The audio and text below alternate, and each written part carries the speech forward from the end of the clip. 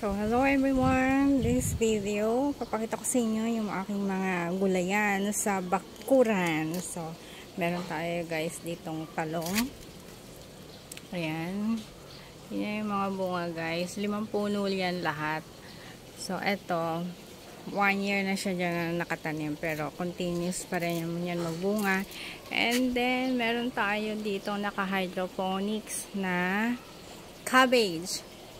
So, kung mapapansin nyo, yung ibabaw ay malalaki na. Tapos, sa ilalim ay maliliit pa lang kasi nga, yung una kong punla ay kinain ng mga snails. So, ayan na lang natira yung mga nasa itaas.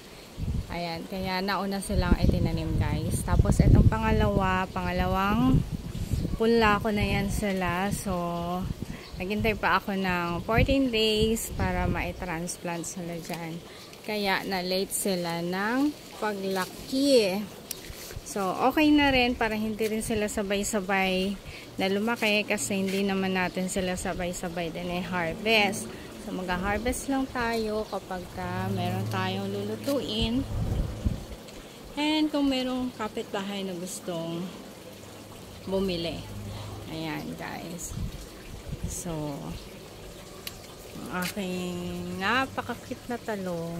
Pero mahaba yan guys. Haba pa yan ng mga almost 12 inches yung pinakamalaki na na-harvest ko dito. So, itong dalawa bagong tanim na yan kasi na-deads na yung dalawang nandyan. Pinalitan ko lang. So, meron din tayong dwarf na papaya dito. Ayan guys. So, mamumunga na yan siya. May bunga na yan. Hintayin na lang natin lumaki. So, ayan. So, lalagay lang natin na ulit ng panibagong water dito kasi nga, minomonitor natin lagi every 2 days yung water nila. Lalo dito sa upper portion dahil ito ay may malakas na to mag-consume ng nutrients. Kaya kailangan everyday nire-refill natin siya guys. So, after 1 day, kalahati na lang yan. Bukas, kalahati na lang yan. So, kailangan natin mag-refill. So, every day ko siya nire-refill guys. Kasi, every time nakalahati na lang siya, pinupuno ko uli. Kasi nga, marami na siyang ugat. So, nagko-consume na siya ng maraming nutrients. Diba?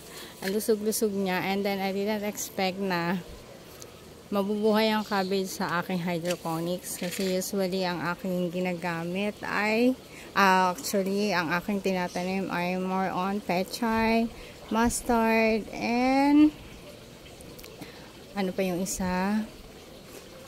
Lettuce. So, for the first time, ang ating cabbage, guys, ay, in fairness, lumalaki na siya.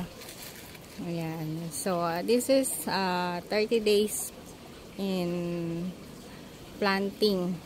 30 days plus 14 days. 14 days kasi from punla. And then, ito, nung transfer ko siya dito, November 13. November 13, so wala pang almost 1 month na pala guys. So, ayan siya. Ayan sila guys. So, for now, ito lang muna.